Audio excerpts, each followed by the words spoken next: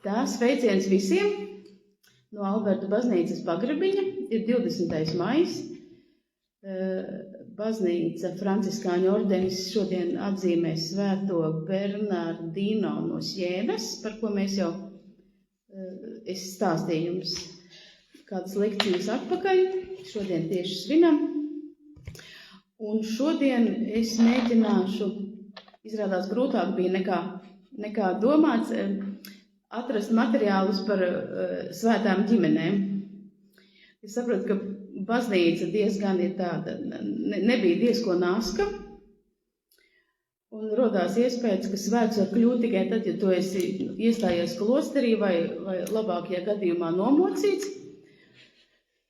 Tiešām, jo ir vairāk, man arī kolēģi te ieteica, ir vairāki bijuši tādi svētie, kas ir ģimenes cilvēki, vairāki tiešām kādi 10, bet pētot viņu dzīves stāstus, izrādījās, ka viņi ir bijuši precējušies vai nu pārsvarā piespiedu kārtā, tur dažādi karaļi un tādas lietas, aristokrāti, bet tiklīdz otra pusīt nomira, viņi pilnīgi skriešus metās un iestājās klosterī. Un tātad viņi ir kļuvuši svēti kā klosteru brāļi vai māsas, un nevis tāpēc, ka viņi bija ģimenes cilvēki, un arī man ieteica mieram tuvu grāmatiņā, bija pirms gadiem 3, bija Ulmu ģimene no Zviedrijas.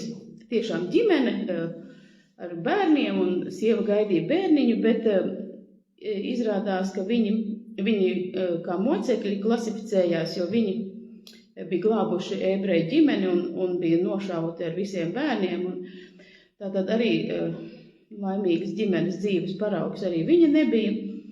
Tad es atcerējos savā nodevā, ka mazās Terēzītes vecāki bija ļoti interesants stāsts. Interesants ar to, ka visa ģimene ir svētie. Mazā Terēzīte sākumā un beigās viņas vecāki arī tika pasludināti par svētajiem. Tā ļoti jauki viņi visi apvienojās.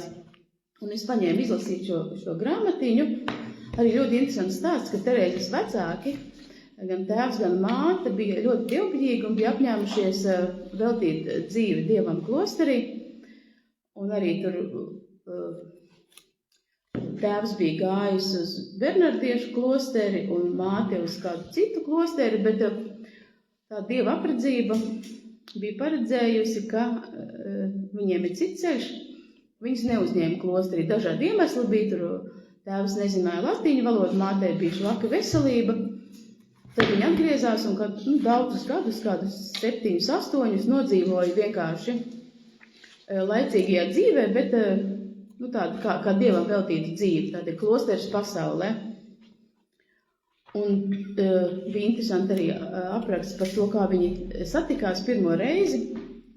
Satikās un abiem sirdī bija tā, ka jā, šis ir tas cilvēks, ko Dievs tev ir devis, ar ko tev dzīvi jānodzīvo.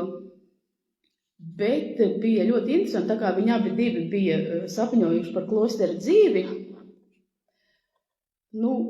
viņiem bija doma tāda, ka viņi varētu tā kā apprecēties, bet dzīvot tā kā brālis un māsa, bez fiziskām attiecībām. Vienīgais, ka Terēzītes mātei bija tāda kā atklāsme, ka viņa grib ļoti daudz bērnus. Tā kā tur gribi, negribi, tad viņa mainīja domāšanu un tātad dzīvoja kā laulāts pāris, un viņiem piedzima 9 bērni. Tas bija pirms 100 vairāk gadiem, tātad, kad vēl, kā mēs runājām, kad cilvēki ilgi nedzīvoja un arī nebija medicīnas, un no bērniem tur arī katrs otrais gandrīz nomira, un tieši tā arī bija Terēzes vecākiem, ka no 9 bērniem dzīve palika tikai 5 meitenes. Tā kā, viņi, tā ģimene, Terēzes vecāki, viņi bija apņēmušies, viņi bija ļoti dievbijīgi un apņēmušies tā kā audzināt bērnus debesīm. Mazā Terēzīte jau ļoti ātri tika pasludināta par svēto, ar citiem bērniem vēl arī, bet klosterī iestājās meitenes. Bet tas, ka Terēzes vecāki, viņi pilnā mērā izbaudīt to, ko nozīmē ciešanas un pārbaudījumi ģimenes dzīvē. Tad visu to 4 bērnu nāvi, es domāju, arī pamatīgi viņi sagādāja ciešanas, bet viņi to tā kā uztvēra tā kā Dieva gribu un veltīt uz bērnus Dievam, un varbūt, tādā ziņā viņam vismaz bija mazliet vieglāk paciest šo zaudējumu, lai gan, protams, ka sāpes to nevar tā atvieglot. Lūk, bet arī Terēzītei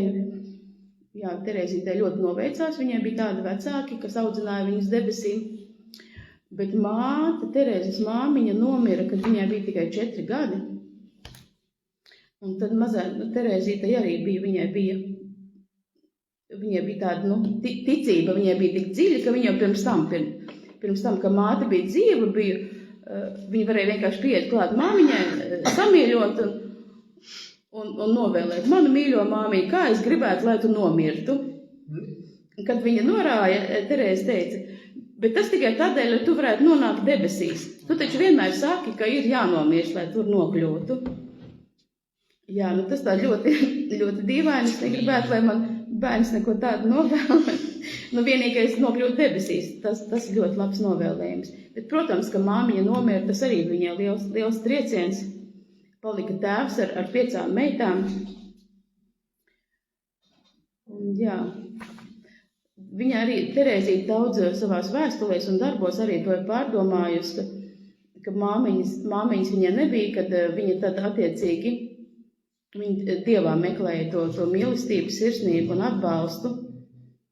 Viņai ļoti interesanti viņas garīgais ceļš, mazais ceļš, kā to sauc, par ko viņa arī tika par baznīcas doktori nominēta.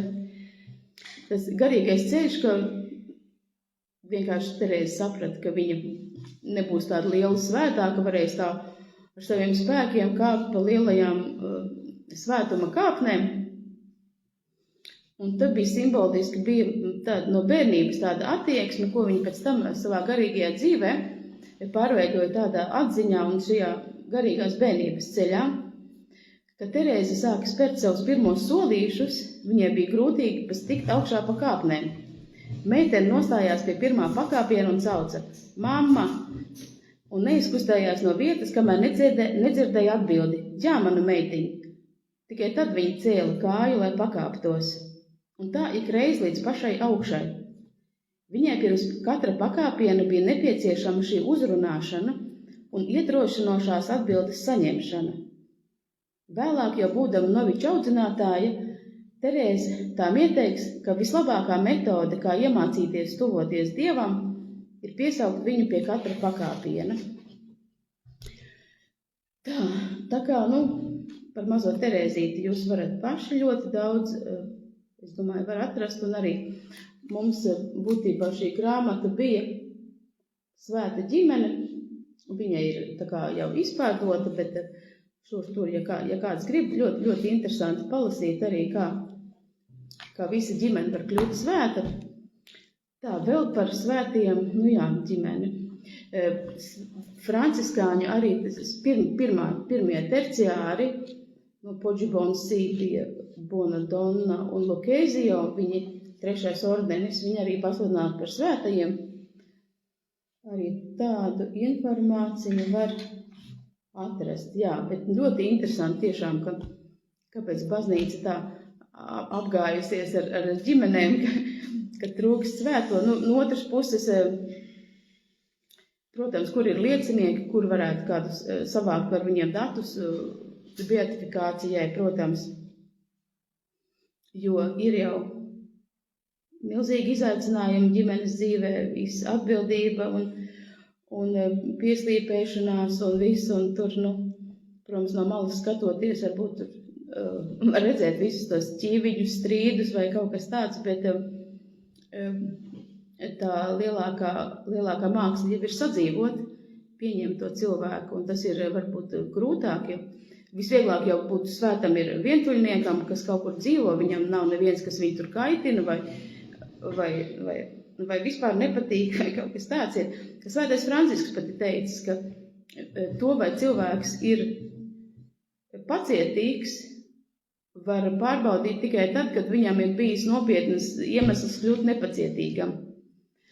Tāpēc arī es savulaik sapratu, ka es stāstīju, ka garīgajā seminārā, teiksim, iestājas pirmajā kursā, un viņam nedod studentiem savas istabas. Pirmajā kursā viņi dzīvo 5 studenti vienā istabā, lai, tā kā saka, pazemībā mācītos, un tad ar katru kursu, tad otrajā kursā jau 4, un tā pamazām, jo tajā brīdī, ja mēs vieni paši, piemēram, sēžam mājās, mēs tur lūdzamies, mums viss ir brīnišķīgi, tiešām nav nekāda iemesla uz kādu dusmoties, vai, viss ļoti, ļoti viegli būt svētam tā.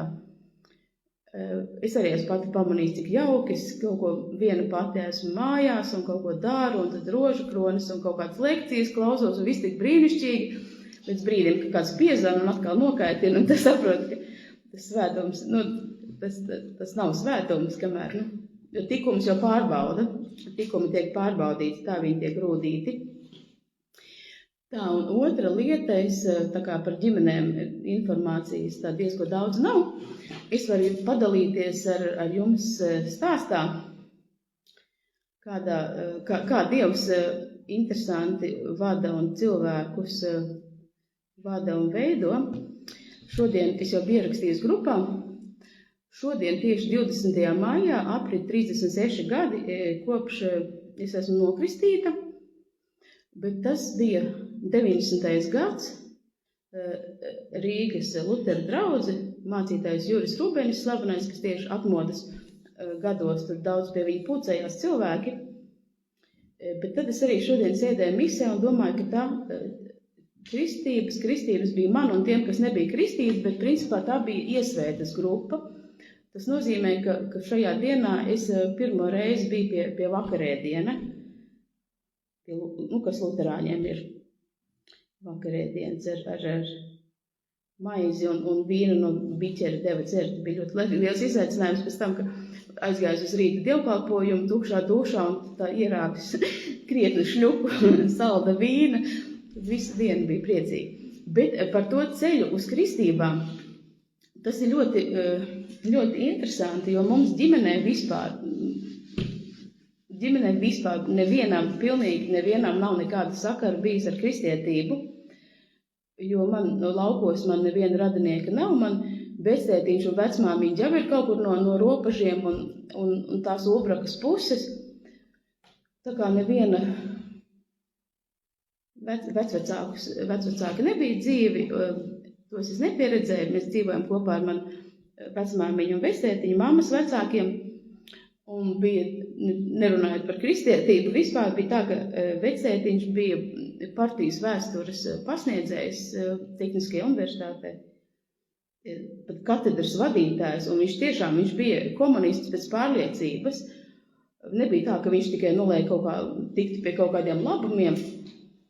Nekāda labuma nebija, jo mēs visu dzīvi nodzīvojam komunālajā dzīvoklī, neviens mums nepiešķīra, jo nepiešķīra nekādu dzīvokli, bet vectētiņš bija ļoti pārliecināts komunists, viņam bija mājās Mao Dzeduns un Ļeņina kopotie raksti un visu, ko viņi var iedomāties, un viņš tiešām sēdēja un lasīja un tam ticēja, un viņš nomira 86. gadā, paldies Dievam, viņš nepieredzēja, kad sabruka padomi valsts un visi šī brīnišķīgā sociālisma celtniecība arī sagruva.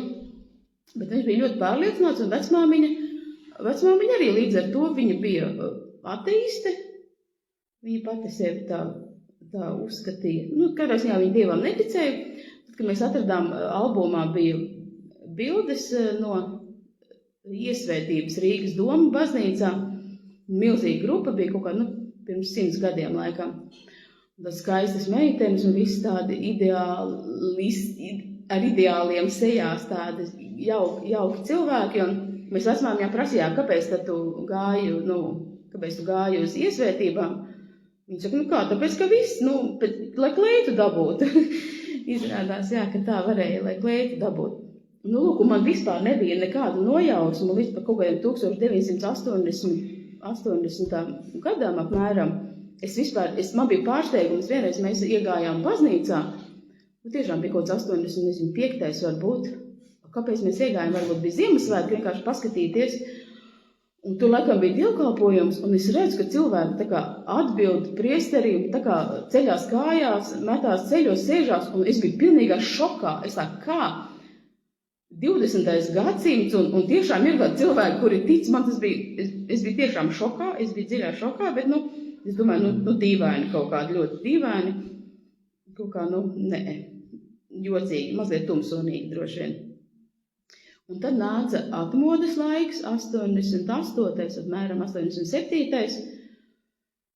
Un tad jau uz Latviju brauca dažādi sludinātāji. Viņi bija es nezinu, no kurām draudzēm vai draudzes vai kaut kāds, bija vienkārši sludinātāji. Un tad es pirmo reizi par dzirdēju, tur kaut ko stāstu, tur Jēzus un kas, bet, man tas tā it kā interesējas, bet es nesapratu, nevarēju labi saprast. Un mana māsa, 5 gadus vecāka, viņa aizgāja uz jaunajā Ģertrūdas baznīcā, arī bija tajā laikā, bija Ultis Saveļjevs, laikā, nemaldos, mācītājs, kur arī bija ļoti, ļoti daudz cilvēku gāja pie viņa arī jaunieši, tā kā pie Jura Rubeņa Pārdaugavā.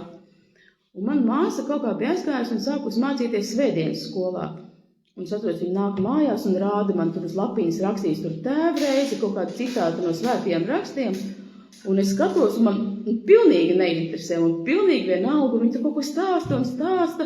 Es tā, ir, nav, pilnīgi. Un tagad es ļoti labi saprotu, ka ir cilvēki, kuri netic, un tu viņiem nevar neko pateikt, jo viņiem tas klikšķis nav noticis, viņiem tas nav dots, jo ticība ir dāvana tomēr. Jā, un tā māsa man tur kaut ko mēģināja, man pilnīgi nekas, un līdz kādā brīdī man pašai arī tā kā saka, beidzot, notika klikšķis, tā kā man piedūra, un es arī pati sāku iet svētdienas skolā pie Jura Rubeņa. To vadīs Skaidrīts Gūtman toreiz izgāja, un tur arī bija tā, ka es klausos, tā Skaidrīts saka kaut kādu, kaut kāds teikums, kaut kāda frāze, tu viņu tā kā saproti, tā kā atceries, bet, nesaproti, kas tur iekšā, tu kaut kā to jēgu neredzi. Es izgāju visus tos garos kursus, un tieši 20. maijā, 90. gadā bija kristības. Juris Rubeņs jau smējās, viņš atnāca pirms tam mūs jums kādi jums ir jautājumi, un visi klusē, viņš saka, protams, par kleitām, vai vajag kleitas, viņš saka, ne, kleitas nevajag, bet, protams, tajā grupā bija kaut 60 cilvēki, lielākā daļa meitenes, un, protams, visām bija tādas superīgas kleitas, man pat vispār prātā nebija nekas tāds ienācis. Es no māsas aizņēmos, māsa bija pat uzšujuši tādu baltu kostīmiņu, es ar to arī tur startēju, un vēl otrs šoks bija tas, ka pēc tām kristībām visi tur fotografējās, un izrādās, ka visiem, pilnīgi visiem, man šeit izņemot mani, bija atbraukuši kaut kādi autobusi ar radiniekiem, apsveica, deva puķes, dāvināja kaut kādas droši vien tur zelta ķēdītas, krustiņas. Es biju tādā mērenā šokā, jo, protams, man māsa vienīgā zināja, ka man kristības neviens cits ģimenē neinteresēja. Māsa laikam vēlāk atnāca, bet man bija tas šoks, un mēs stāvējām visi priekšā pie altāra, un man tur krūstīja, visi tur gāja garām ar kaut kādām puķēm, ar dāvanām, un es tur stāvēju tā klusi, es domāju, man tāpat labi ir. Es atceros, viena meitene no mūsu grupas man uzdāvināja tādu ceļiņa zarus vairākas, tādas man atmiņas ir, jā. Bet, par tām kleitām un dāvanām, jā, tā bija, ka man pat es nebiju iedomājusies neko tādu. Un tas ir interesanti, jo es sapratu, ka man dzīvē vispār notiek tādas lietas, ko es pat vispār iedomājusies nevaru. Nekad es nebūtu varējis iedomāties, jo ir kaut kāds, protams, kaut kas, ko tu domā, kā tev dzīvē būs, un notiek pilnīgi. Man ir tā, es nezinu, varbūt citi ir tādi cilvēki tādi mērķiecīgi, kas kaut ko nosprauž mērķus, izdomā, ko viņi grib iet. Man pilnīgi tas tā nestrādā, es kaut kā netīšām, es nezinu, kāpēc es tur atrodos, bet kaut kā mani kaut kur stumji, un tā redziet 36 gadus attiecīgi jau, es par pati brīnos, kā es joprojām esmu baznīcā, jo pēc atmodas gadiem ļoti daudz cilvēki atkrita. Un, protams, otrs stāsts ir par to, kā es pēkšņi no kristītu Luteru draudzē, kā es esmu tagad katoļu baznīcā, bija tā, ka es arī pēc kristībām ļoti aktīvi iesaistījos draudzē. Tur Lutera draudzē bija dāmu komiteja, bija draudzes uzkopšana, mēs gājām pie veciem cilvēkiem un bija Litas Beiris, balerīnas mammīte kaut kur dzīvoja pie viņas, mēs tur gājām. Un es tiešām biju, nevis ķeksīšu pēc nokristījusies, bet es tiešām biju ar iekšā ar visām 4 un kalpoju un vēl ar kājām no centra gāju uz Torņkalnu. Un tad kaut kā pēkšņi man arī pilnīgi netīšām nedomājot, man Ārne Šablovskis, publicists, saka, tur vidas atsardzības klubs, tur kaut kāds svētceļojums būs augustā. Es domāju, kāds sakars par luterāņiem varētu būt ar svētceļojumu? Un man bija ļoti dīvaini, ka es dzīvē nevienu katoli vispār, es nebiju satikusi vispār, bet es biju pilnīgi pārliecināta, ka viņi ir tumsoņi visi, ka viņi ir tumsoņi, ka viņi ļoti, ļoti tālu no luteriskās gara gaismas, ka viņi kaut kāda mājticīga kaut kas, un iet svētceļojumā noteikti nes pilnu mugursomu ar akmeņiem, lai smagāk būtu. Un, es nezinu, jā, man tāds uzskats, nezinu, no kurienes viņš bija, lai gan es tiešām nepazinu nevienu katoli. Un tad kaut kā vēl man bija kompānija, mēs bijām 4 meitenes no Lutera draudzes. Labi aiziesim tajā svētceļojumā, interesanti, kas tur ir. Un vēl bija no jaunciem draudzes arī kādas 4 meitenes, laikam luterānis. Un mēs bijām apņēmušās, ka mēs turēsim to savu luterisko līniju. Man bija līdzi Mārtiņa Lutera lūgšana grāmata, tas nekas viņa bija senajā rakstā latviešu valodā, bet es ļoti labi sapratu. Un man bija tāda svēta misija, ka tos tumsonīgos katoļus tiešām pastāstīt, ka ir kaut kāda gara gaisma, ka kāda luterāņiem sprediķi forši, kā tur viss ir tāds, ka vajag taču tā kaut kā, ka nevar dzīvot viduslaikos melnaņos. Un tā grupa mēs gājām no Jūrmalas, no kur no Slokas laikam bija. Māsa Inese Štēne, Ķīpsels māsa laikam vadīja, un seminārists Ronalds Melkers gāja līdzi. Pirmais šoks man jau bija, kad mēs aizējām uz to vietu, kur mēs satiekamies. Un es ieraugu seminārists sutenā, un viņam tādas krutās Nike Air kēdes kaut kādas. Nav tomēr viduslaika gluži un tā, bet katrā ziņā mums tur kaut ko mēģināja dot rožu kroņus, un mēs tur nē, mums ir lūgšana grāmatiņa, nekādas rožu kroņus, un mēs gājām svētceļojumā aizmugurē atsevišķi tādā grupiņā, un nelūdzāmies rožu kroņu, jā. Un vēl bija jocīgi arī, ka bija svētā mise, kaut kur katru dienu, protams, bija mise pļavā. Un mēs kaut kur maliņā ar savu lūgšanu krājumiņu, savas Dievs kungs ir mana stiprā pils, dziedājām dziesmiņas, visas ļoti skaistas. Un jā, un kāds vēl mums mēģināja pateikt, ka lūk, pēc mises tur, kur ir tabernākuls ir, un tur ir Kristus miesa un asins, un ēdš luteriskā tradīcija, ka tas ir tikai pēc ticības, varbūt ir vai nav, to nevar zināt. Un tā pamazām mēs vairākas dienas mēs tā gājām ar savu luterāņu koalīciju. Un tad es jūtu, ka pamazām rodās plaisas, kaut kādas dažas meitenes jau sāk šaubīties, un tad mums bija ļoti svarīgi noskaidrot, kas tā tāda katoliskā ticība, un tomēr, kas tur to inkvizīcija bija, un kas vispār par šausmām visādām. Un tad mēs nabagu Melkeru studentu, mēs caurām naktīm, mēs viņam tur virsū ar jautājumiem, mēs pamatīgi viņu tur tā teikt, pamatīgi močījām, bet viņš arī ļoti braši turējās pretī. Viņam visādi salīdzinājumi forši bija, un es atceros arī par to, kāda starpības starp luterisko baznīcu un katoļu baznīcu, un tas sakramentu skaits, ka luterāņu baznīcā ir 3 sakramenti, un katoļu baznīcā ir 7.